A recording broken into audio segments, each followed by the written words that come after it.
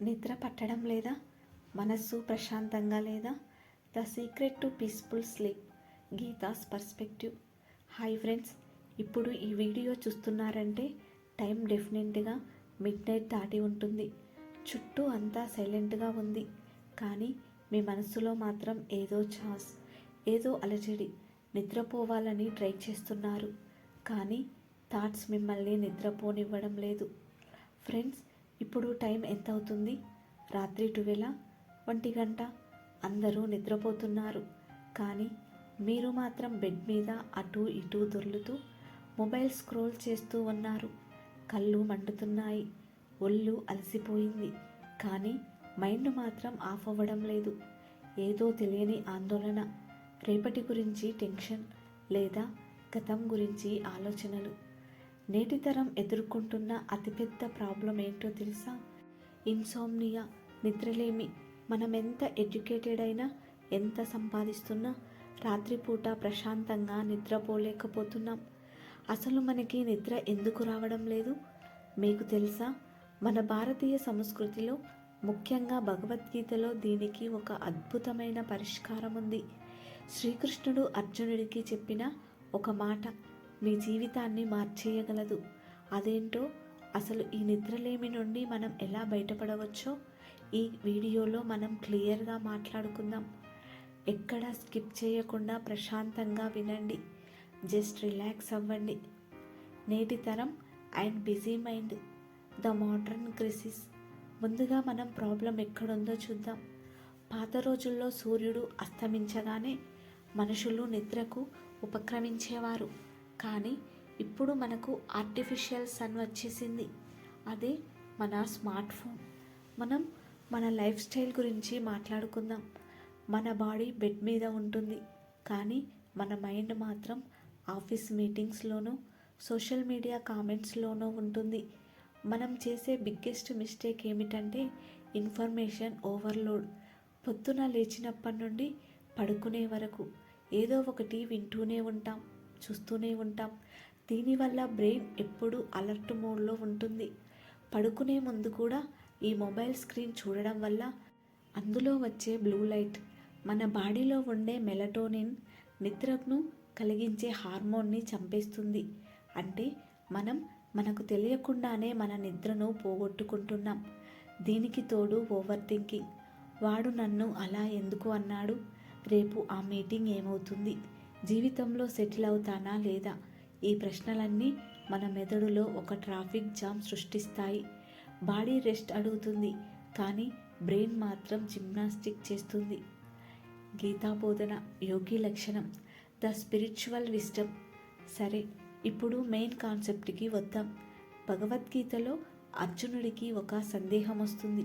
కృష్ణ, యోగి అంటే ఎవరు? అతను ఎలా ఉంటాడు అని. అప్పుడు కృష్ణుడు 6వ అధ్యాయంలో ఒక వండర్ఫుల్ క్లారిటీ ఇస్తాడు. ఓ అర్జున, అతిగా తినేవాడు యోగం, ప్రశాంతత దొరకదు. అలాగని అసలు తినని వాడికి దొరకదు. అలాగే టూ మచ్ స్లీప్ ఉన్నవాడికి నిద్ర రాదు. నో స్లీప్ ఉన్నవాడికి కూడా యోగం రాదు. కృష్ణుడు ఇక్కడ చెప్పే సింపుల్ పాయింట్ ఏమిటంటే బ్యాలెన్స్. మీ లైఫ్లో బ్యాలెన్స్ మిస్ అయితే ఫస్ట్ ఎఫెక్ట్ అయ్యేది మీ నిద్రే. మీరు రాత్రంతా మేల్కొని ఉండడం గొప్ప అనుకుంటే అది పొరపాటు. అది యోగి లక్షణం కాదు, అది రోగి లక్షణం. నిద్ర అనేది కేవలం టైం వేస్ట్ కాదు, ఇది ఒక హీలింగ్ ప్రాసెస్. మీరు నిద్రపోతున్నప్పుడు మీ ఆత్మ పరమాత్మతో కనెక్ట్ అవుతుంది, కానీ మనం ఏం చేస్తున్నాం? మనసుని రజోగుణంతో నింపేస్తున్నాం. రాత్రి కూడా పనులు, ఆలోచనలు చేయడం వల్ల మనసుకి శాంతి కరువవుతుంది. అతిగా నిద్ర మరియు అసలు నిద్ర లేకపోవడం. చాలామంది అంటుంటారు, నేను వీకెండ్లో 12 గంటలు పడుకుంటాను కదా, వీక్ డేస్లో నిద్ర లేకపోయినా పర్వాలేదు అని. That is a big mistake. నిద్ర అనేది బ్యాంక్ బ్యాలెన్స్ కాదు, ఈరోజు ఖర్చు చేస్తే రేపు డిపాజిట్ చేయడానికి. ఇదొక డైలీ సైకిల్. మనం ఎందుకు పడుకోలేకపోతున్నాం? ఎందుకంటే మనం మన పనులని, కర్మని మైండ్లో మోస్తున్నాం. పడుకునే ముందు కూడా రేపు అది చేయాలి, ఇది చేయాలి అని ఫ్యూచర్ ప్లానింగ్ చేస్తాం. కృష్ణుడు ఏమన్నాడంటే, పని చేయడమే నీ బాధ్యత. ఫలితం నీ చేతిలో లేదు. సో ఆ రిజల్ట్ని దేవుడికి వదిలేసి ప్రశాంతంగా పడుకోలేమా? మనసుని సరెండర్ చేయడం నేర్చుకుంటే నిద్ర తనంతట తానే వస్తుంది. మనసును ఎలా కంట్రోల్ చేయాలి? Mind control techniques. సరే, నిద్ర రావట్లేదంటే ఏం చేయాలి? కృష్ణుడు చెప్పినట్లు అభ్యాసము ప్రాక్టీస్ చేయాలి. Practical tips for a calm mind. Friends, ఇప్పుడు నేను డిజిటల్ డీటాక్స్.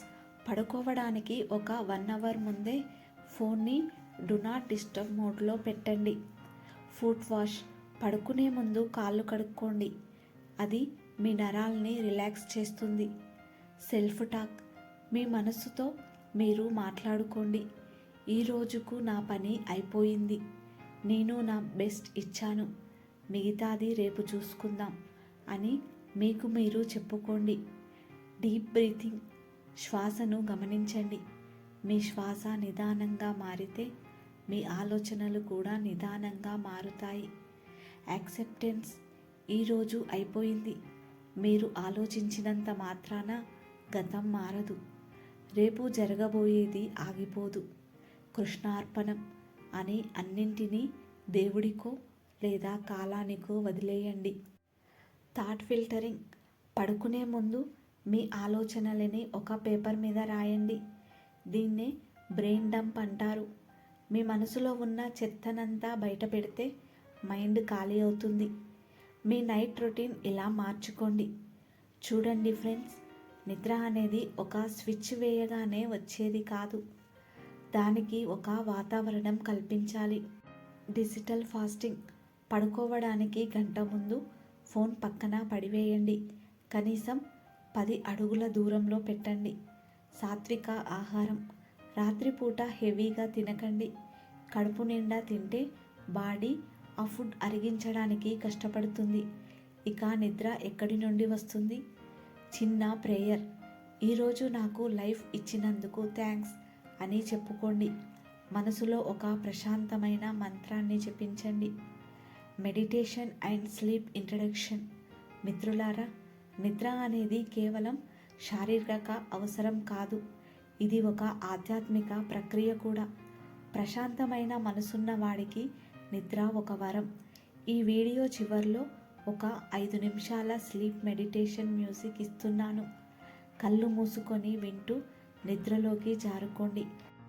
ఇప్పుడు ఈ వీడియోని అలాగే ఉండనివ్వండి. కళ్ళు మూసుకోండి. మీ చుట్టూ ఉన్న శబ్దాలను మర్చిపోండి. మీ బాడీని ఫ్రీగా వదిలివేయండి. మీరు కళ్ళు మూసుకోండి. మీ కాళ్ళ నుండి తల వరకు ప్రతి నరాన్ని రిలాక్స్ చేయండి. మీ శ్వాసను గమనించండి. మీరు ఒక ప్రశాంతమైన అడవిలోనో లేదా సముద్రపు ఒడ్డునో ఉన్నట్టు ఊహించుకోండి. మీ ప్రతి శ్వాస మిమ్మల్ని ఇంకా డీప్ రిలాక్సేషన్లోకి తీసుకెళ్తుంది. గీతలో చెప్పినట్టు శాంతి మీ లోపలే ఉంది, దాన్ని బయట వెతకకండి. గుర్తుంచుకోండి, మీరు ఒంటరివారు కాదు. ఈ సృష్టి మిమ్మల్ని నడిపిస్తుంది. రేపు ఒక కొత్త వెలుగుతో మీరు నిద్రలేస్తారు. ఇప్పుడు హాయిగా కళ్ళు మూసుకోండి. మీకు మంచి నిద్ర పట్టాలని నేను కోరుకుంటున్నాను. మీ మనసు ఒక నిశ్చలమైన సరస్సులాగా మారుతుంది. ఇక ఏ ఆలోచన లేదు, కేవలం ప్రశాంతత. హాయిగా నిద్రపోండి. Good night. Sleep tight. ఓం శాంతి.